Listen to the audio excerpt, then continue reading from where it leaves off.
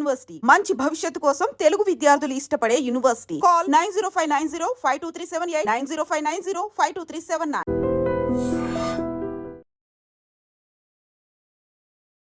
నమస్కారం, welcome to I dream. ధర్మ మార్గం విత్ విజిత కార్యక్రమానికి స్వాగతం.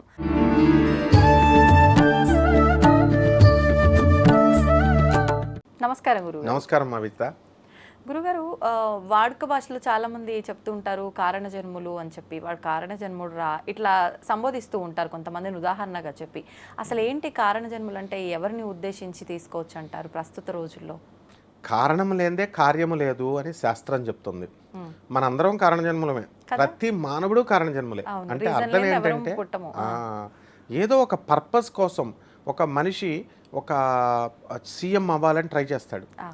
వాడికి ఒక 4 lives 5 lives కష్టపడతాడు, అవ్వదు.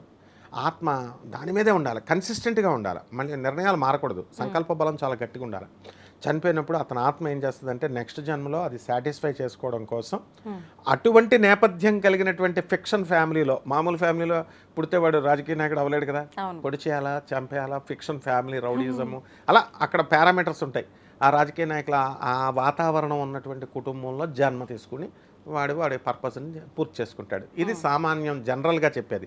ఒక డాక్టర్ అవ్వాలను, ఒక యాంకర్ అవ్వాలను, ఒక ఏదో ఒక పని, ఇప్పుడున్నటువంటి ప్రతి ఒక్కళ్ళు కూడా ఏ పని అయితే చేస్తున్నారో వృత్తి, వాళ్ళు పూర్వజన్మలో కోరుకున్న వృత్తి అన్నమాట. ఈ జీవన విధానము ఇటువంటి కుటుంబంలో నేను పుట్టాలా, గాడ్ గివ్స్ ఫ్రీడమ్ అనమాట. ఏం చేస్తాడంటే చనిపోయిన తర్వాత నువ్వు ఈ జన్మలో నువ్వు ట్రై చేసావు, ఏమవుతుందంటే బాడీ ఇక్కడ వదిలేస్తాం మనము, మన యొక్క కోరికలు సంకల్పాలు అన్నీ కూడా బీజాలుగా సీడ్స్గా వచ్చి మనస్సు అంటే ఆత్మ యొక్క పొరల్లోకి వెళ్ళిపోతుంది. ఈ ఆత్మ క్యారీ అయిపోతుంది, ఆత్మ మనస్సు క్యారీ అయిపోతుంది, నెక్స్ట్ జన్మలోకి వచ్చేస్తాయి. అంటే అక్కడ అర్థం ఏమిటంటే ఎనర్జీ అంటే ఇప్పుడు మాంసం ముద్దమ్మా ఇది శరీరము, ఈ మెటీరియల్ ఏదైనా ఒక కుర్చీ ఒక చైర్ మొత్తం అంతా కూడా అంతా మెటీరియలే, ఇక్కడే వదిలేస్తాం. సో ఎనర్జీ మాత్రం మారుతూ ఉంటుంది, ఎనర్జీ ట్రాన్స్ఫార్మ్ అవుతూ ఉంటుంది. సో ఆ విధంగా రామకృష్ణ యాక్చువల్గా కారణ జన్మలు అంటే ఒక రామకృష్ణ పరమహంసుల వారు, ఒక స్వామి వివేకానందుల వారు, ఒక పరమహంస యోగుల వారు, తర్వాత మన ఆనంద మార్గ గురుదేవులైనటువంటి ఆనందమూర్తి గారు, ఇలా సాయిబాబా గారు, వీళ్ళు మాత్రమే కారణ జన్మలు అని అనుకుంటాం. అంటే వీళ్ళందరినీ ఎందుకంటాం కారణ జన్మలు అంటే? స్పిరిచువల్గా ఎక్కువ ఈ పదాన్ని ఎలా తీసుకొచ్చారంటే ఆధ్యాత్మిక జ్ఞానాన్ని అందించి ఈ ఆత్మని పతనం అవ్వకుండా అల్టిమేట్ సోల్ని అల్టిమేట్ గోల్కి చేర్చే వాళ్ళని మనం కారణ జన్మలు అంటాం. నో, కేఎల్ఎన్ రావు గారు ఉన్నారు, ఆయన హీస్ ద ఫేమస్ ఇంజనీర్. ఆయన మోక్షగుండం విశ్వేశ్వరయ్య గారు, ఆయన కూడా కారణ జన్మలే. ఆయన వైజాగ్ సముద్రంలో ఏమవుతున్నాయంటే షిప్పులు వెళ్ళి మాయమైపోతుంటే ఏమిటి మాయమైపోతున్నాయి అని చెప్పేసి వెళ్ళిన ప్రతి షిప్పు మాయమైపోతుంది. అందరూ అమెరికా నుంచి కూడా అందరూ కూడా అక్కడ గ్రహాంతర వాసులు వచ్చారు, అక్కడ మన షిప్పుల్ని మాయం చేసేస్తున్నారు, ఇలా న్యూస్ పేపర్లో అప్పుడు మీడియాలో వచ్చింది. అప్పుడు ఒక్కసారి Mokshagundam he is the chief engineer of Mysore state. ఆయన తీసుకెళ్లేసరికి ఆయన జస్ట్ ఆ రేవు దగ్గరికి వెళ్తాడు, వెళ్ళి ఏం చేస్తాడు, జస్ట్ ఒక్క లుక్తో చూసి ఈ యొక్క షిప్ని బోర్లించి ఒక షిప్ని పెట్టేయమన్నాడు అక్కడ సముద్రంలో. అలాగా 2-3 షిప్పులను అక్కడ పెట్టేసరికి ఆ తర్వాత మామూలు అయిపోయింది. అంటే ఏంటి, ఆయన కారణ జన్ముడు. అక్కడ ఏంటంటే అక్కడ ఒక ఇది లాగేస్తుంది అనమాట, ఒక సునామీ లాగా. నెక్స్ట్ రెండవది ఆయన ఒక ప్రాజెక్ట్ ఇచ్చారు బ్రిటిష్ వాళ్ళు, కట్టేశాడు. బ్రిడ్జ్ కట్టేసిన తర్వాత హెలికాప్టర్ వ్యూ లాస్ట్లో అంతా కట్టేసిన తర్వాత చూస్తే పైనుంచి భారత్ అని ఉందన్నమాట. బెత్తరపోతారు బ్రిటిష్ వాళ్ళు, ఇప్పుడు కూడా ఉన్నది. నెక్స్ట్ అలాంటి వాళ్ళు కూడా కారణ జన్మలే అనమాట. ఒక గాంధీ మహాత్ముడు, వీళ్ళందరూ కూడా కారణ జన్మలే. కాబట్టి మనం వాళ్ళేనేమో మనం కాదేమో అని మనం అనుకోవాల్సినటువంటి అవసరం లేదు.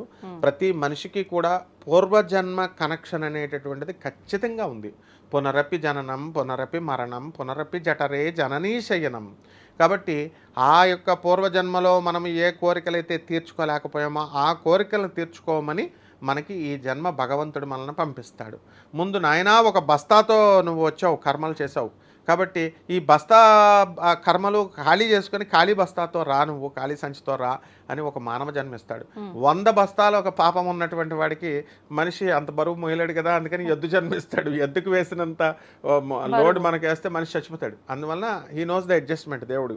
కాబట్టి అలా వాళ్ళు ఏం చేస్తారంటే ఈ యొక్క ప్రతి దానికి కూడా there is no reason, cause and effect rule అనమాట ఫిజిక్స్లో, కాజ్ అండ్ ఎఫెక్ట్. అందువలన ప్రతి దానికి కూడా కార్యము అనేటటువంటిది మన కర్మను బట్టే ఉంటుంది. కాబట్టి మనం ఏం చేయాలి అని అంటే కారణ జన్మలు అనగానే కేవలము ఈ మహాత్ములేనేమో అనేటటువంటి భ్రమ నుంచి స్పిరిచువాలిటీ అని అనుకుంటాం. No, in all faculties.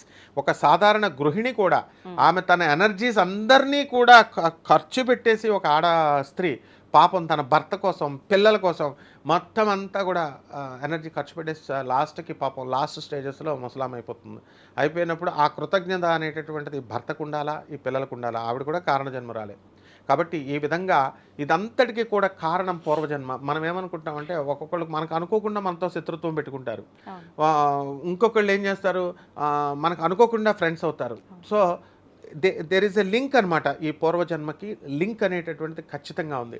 కాబట్టి ఎట్టి పరిస్థితుల్లో కూడా మనము ఈ ట్రైన్లో కూడా ఏమండి విజిత గారు మిమ్మల్ని ఎక్కడో చూసినట్టుందండి అని అంటారు, ఫ్లైట్లో కానీ ఎక్కడైనా మిమ్మల్ని చూసినప్పుడు. ఎందుకని? వాళ్ళకి పూర్వజన్మలో ఎప్పుడో మీరు మాట్లాడారు. కాబట్టి ఇదంతా కూడా అలా ఉంటుంది. కాబట్టి మనం మహాత్ముల్ని కారణ జన్మ అంటే ఒక కార్యము కోసం పుట్టబడ్డాము, అది లోక కళ్యాణ కారణమైనటువంటి పని. కాబట్టి వాళ్ళని కారణ జన్మలు అంటారు. మనం ఏం చేస్తామంటే మన ఫ్యామిలీ ఉద్ధరణ అనేటటువంటి దాన్ని బట్టి లిమిటేషన్స్ పెట్టుకుంటాం. కాబట్టి మనల్ని కారణ జన్మలు అని అనకుండా మనల్ని మామూలు సాధారణ మనిషి అని అంటారు. ఆ విధంగా ఒక స్వామి వివేకానంద ఈ రోజున అతను అంత ఆశ్రమం చేయగలుగుతున్నాడంటే, ఒక ఆనంద మార్గ గురుదేవులైనటువంటి ఆనందమూర్తి గారు ప్రోగ్రెసివ్ యూటిలైజేషన్ థియరీ అని ఒక థియరీ ఇచ్చారు. ప్రగతిశీల ప్రయోజకతత్వం ఎకనామిక్స్ రంగాన్నే సంచలనం చేసేసింది అది. కాబట్టి నోబెల్ ప్రైజ్ విన్నర్ అయినటువంటి doctor రవిభాత్రా, south Methodist university professor ఆయన నేను గురుదేవా నేను మామూలు సన్యాసి అయిపోతాను అని వస్తాడు. వస్తే no Ravi, some other platform is waiting for you అని చెప్తారు కారణజన్మలు. చెప్పగానే నువ్వు వెళ్ళు నీకు నోబెల్ ప్రైజ్ వస్తుంది అనగానే ఆయన వెళ్ళి ఈయన ఇచ్చినటువంటి ప్రగతిశీల ప్రయోజక తత్వాన్ని ఆయన సబ్మిట్ చేస్తే నోబెల్ ప్రైజ్ అయ్యాడు. 1993లో నోబెల్ ప్రైజ్ విన్నర్ అయ్యాడు. అదేవిధంగా సైన్స్లో ఆయన కాంట్రిబ్యూషను ఎలక్ట్రాన్ అనేటటువంటిది విచ్ఛిన్నం అవుతుంది, ఆ వచ్చేటటువంటి అతి సూక్ష్మ పదార్థము మైక్రోవైటా అనేటటువంటిది ప్లోరలు అని చెప్పారు. దాని వలన అతి న్యూ వెర్షన్ వచ్చేసింది. C6 కార్బన్ యాటమ్ అనేటటువంటిది C612 అనేటటువంటిది దానికంటే మాడిఫై ఫామ్ వచ్చినప్పుడు, న్యూ వెర్షన్ వచ్చినప్పుడు పాత వెర్షన్ ఎలా అయితే మనం వదిలేస్తామో, డిస్కార్డ్ చేస్తామో, ఆ విధంగా ఆయన ఏం చేశాడంటే it brings revolutionary and radical changes in all fields of science and technology. మొత్తం విప్లవం తీసుకొచ్చాడు, నానో టెక్నాలజీలో విప్లవం తీసుకొచ్చాడు. దాన్నే ఇప్పుడు గాడ్ పార్టికల్ అని ఇప్పుడు మనం చెప్తున్నాం అనమాట. అంటే అణువు కూడా దాన్ని విచ్ఛిన్నం చేస్తే సూక్ష్మ పదార్థం వస్తుంది అని. అందువలన అన్ని డెఫినేషన్స్ మళ్ళీ నిర్వచనాలన్నీ పునర్నిర్వచించాలా, అన్ని ఫార్ములాస్ని అన్నీ కూడా దే షుడ్ బి రీఫార్ములేటెడ్. అలాగే సునీత విలియమ్స్ మనం తీసుకున్నప్పుడు ఆవిడ కూడా కారణజన్మరాలే.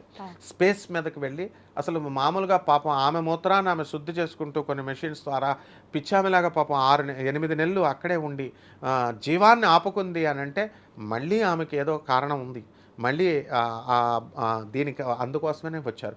కాబట్టి కేవలము మనము కన్ఫైన్ చేసుకోకూడదు, కేవలం ఆధ్యాత్మిక రంగంలో ఉన్న వాళ్ళే కారణ జన్ములేమో అని అనకుండా ఈ రోజున మనము చూస్తున్నటువంటి ఈ యొక్క ప్రతి రంగంలో అంటే మళ్ళీ ఇక్కడ ఇంకోటి కూడా చూసుకోవాలి.